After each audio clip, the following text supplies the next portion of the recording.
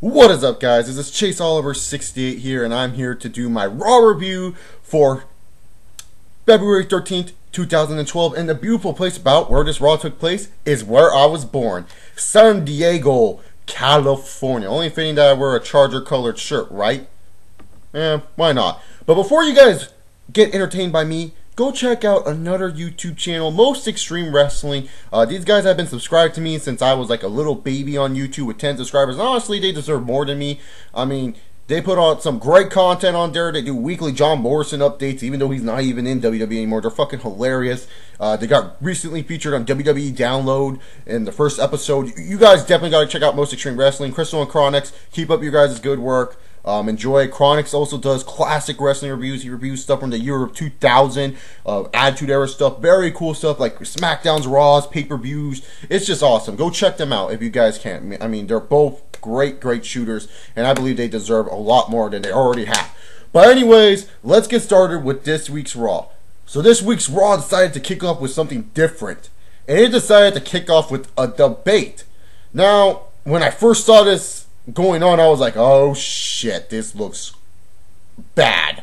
I thought this was going to be terrible, but it ended up being an actually very entertaining segment. The segment kicks off with CM Punk, but wait, yes, and that's not a Daniel Bryan yes. Johnny Ace Laurinaitis is still the Raw GM for a while.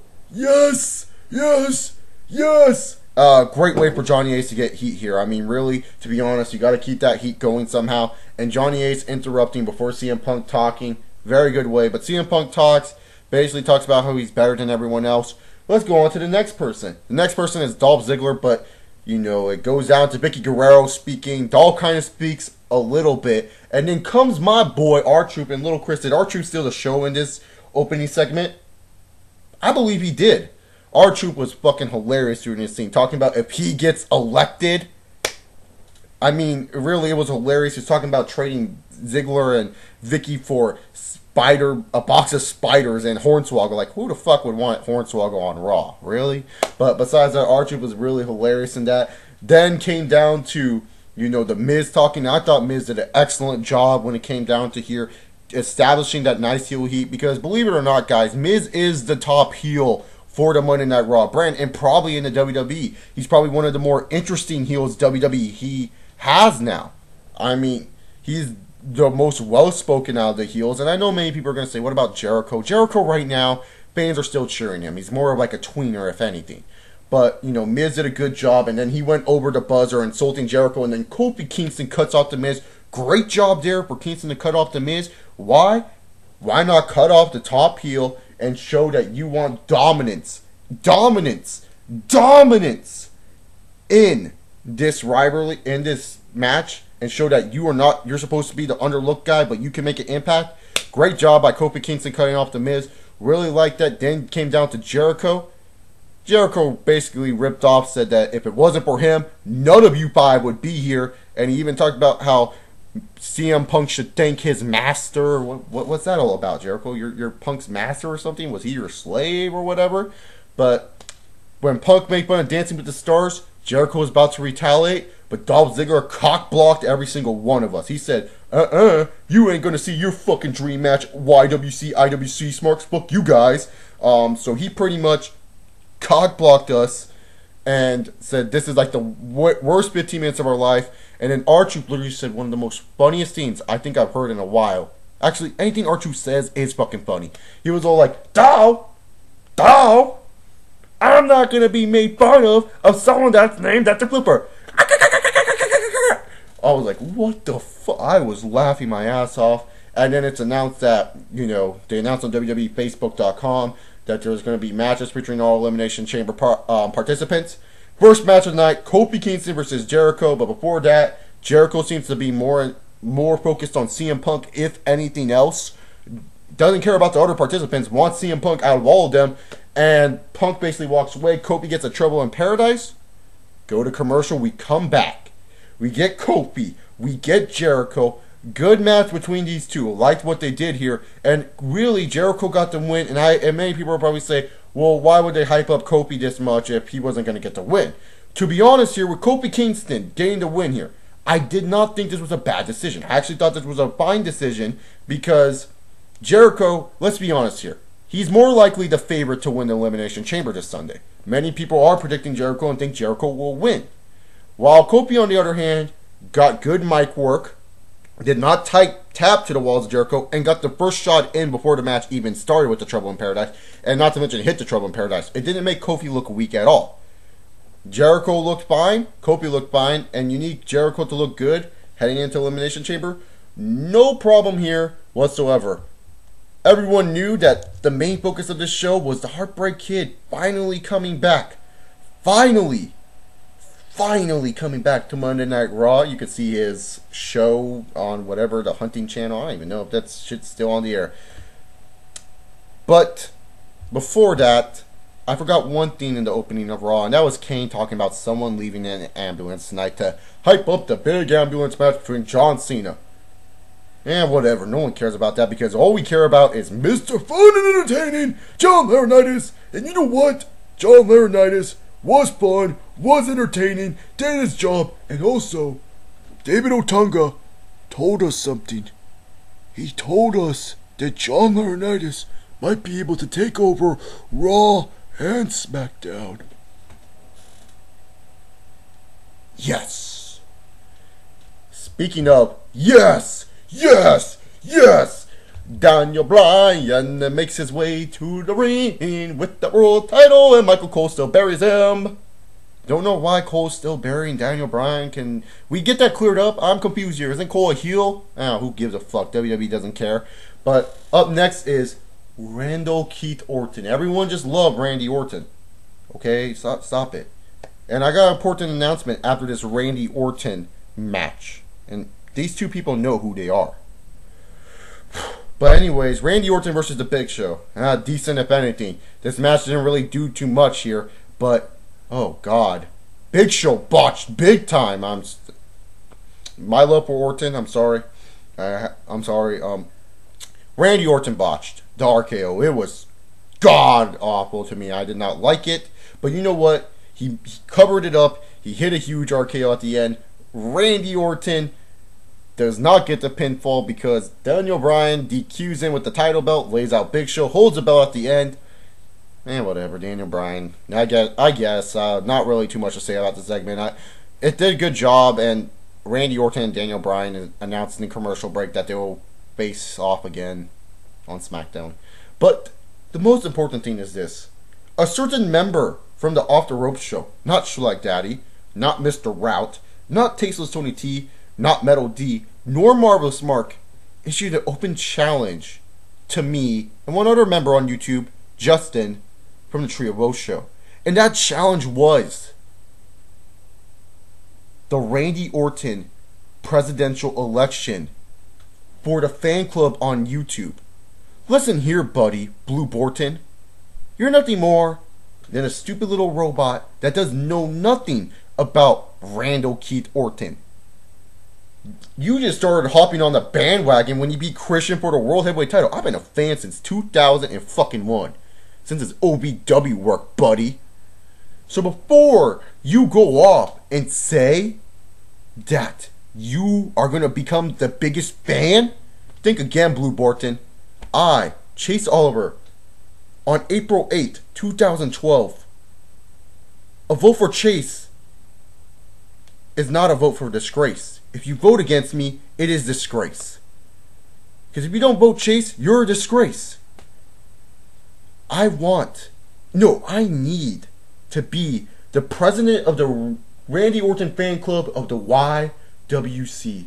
And I promise you guys, if I do become president of the Randy Orton club of the YWC, the fan club I should say, I will promise you great Orton material. I'll get you close-up pictures of that raging rainboner.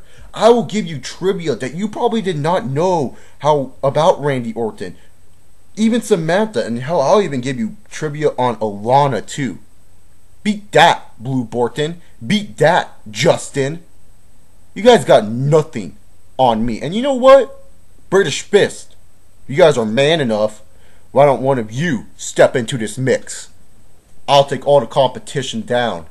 Because I am the next president of the YWC fan club for Randall Keith Orton. They don't call me Raging Randy Orton for nothing. I am the one. This message has been brought to you by the Randall Keith Orton for Chase Oliver presidency. Vote for me. Go on to the Off the Rope Show's videos. I know most of you subs came from there. Even you No DQ people. Type in Off the Rope Show on YouTube. Go on there. When the Raw review's posted, type in the bottom down below, Asian Randy Orton for president. Help me out here, folks. Because we can't have this stupid piece of shit Blue Borton and that loser Justin become president of this fan club. Thank you. But besides that, we got a good segment. Yay! Between none other than God and Shawn Michaels. Very good segment between Shawn Michaels and Triple H.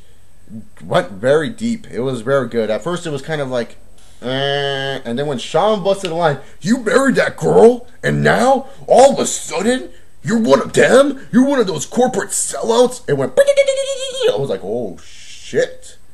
This shit went amped really, really fast. And it was really good on what they did here between those two. I love the mic work. I love how Triple H completely said, this is not filling my ego. We know it's filling your ego, God. Settle down there. This is not doing anything about me. It's about this company because whether you like it or not, I'm going to own this bitch one day. Pretty much what he was saying. He was going to own this bitch. He's going to be the WWE owner one day. And then Shawn's like, tell me straight in my eyes. You don't want to face the Undertaker. And then they start taking off their shit. You think, oh, fuck, a fight's going down. And Triple H is like, no. And then Shawn's all depressed, walks away. But we cannot have this build-up without The Undertaker. And then The Undertaker wants vengeance. And, you know, I know many fans are probably jumping on and saying it's probably the American Badass. And I'm not going to bash you for it. Because it showed in the promo that he was cutting his hair. Now, the reason why I'm not going to bash people, and if you guys want to say that it's stupid if it would be the American Badass, hear me out here. The way Undertaker has been talking as of late in these promos are more of a human type style and not the way Taker normally talks when he's a dead man. When he's a dead man, it's more like, you, me, SummerSlam. While this one's more fluid and more, how can I say, it just sounds more of an American Badass type voice than it does of the dead man style voice that we've been hearing for the past 6 years. Now, do I care which character comes out? Not really. Do I care about Triple H and Taker? It's kind of mixed. I'm not going to lie. It's kind of mixed. Will it be interesting if the American Badass comes out?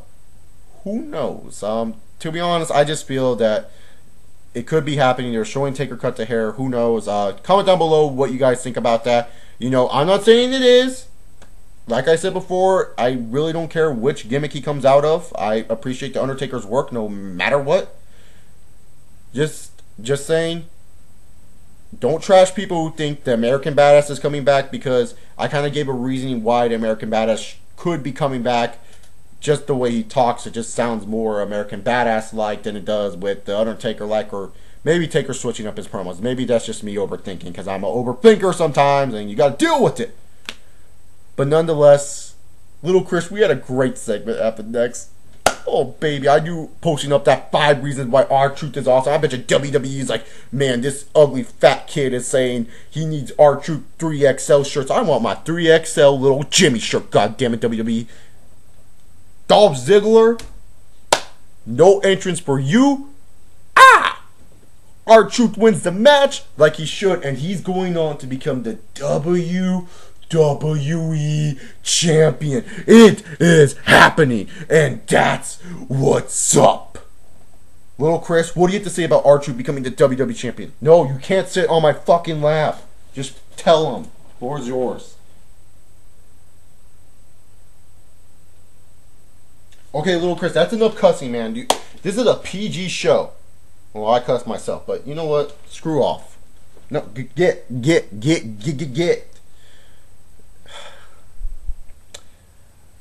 I really do not want to talk about the next segment. And I'm being really honest here when I say that.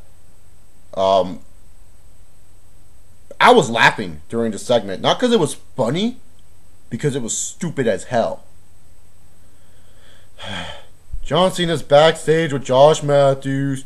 Doesn't say a word, and all of a sudden, oh my god, it's Eve, she's in trouble. And Eve, not even frantically running or tripping inside the ambulance, walks in the ambulance like a dumb bitch. Kane closes the doors from inside. Kane and John Cena brawl it out. John Cena's like, Eve, open up the doors from inside. Okay, no one cares. And then afterwards, Kane drives away. Eve jumps out onto John Cena's arms, starts making out with John, and boom, boom, boom! Zack Ryder sees him, and oh my god, I was just laughing. I thought this was fucking hilarious because it was so stupid. It was literally the most... why? I don't get this. And then we go backstage and we find out Eve was like, Zack, I do care for you, Zack, but I just want to be friends. Hold up. No. So you're telling me you blame John Cena for the past 3 fucking weeks that this is all happening because of him? That he's a terrible friend? You were mourning over Zack Ryder for the past 3 fucking weeks, past 4 weeks, 5 weeks, whatever. And then you go out there, kiss John Cena, the guy you were blaming, the guy that you were saying it was the heat of the moment type of thing, because he saved you once when Zack Ryder put his ass out there for so many years. This is like a kick in the balls to many guys out there. This is something Twilight wrote up. This is like Star Wars and Twilight fucking giving us this storyline. I'm not saying the storyline has been complete shit. I thought it was fine up until Zack Ryder and Eve got involved, and then they were making this storyline more about Zack Ryder and Eve instead of John Cena and Kane. And then afterwards, it just became utterly stupid. Why? I don't believe that.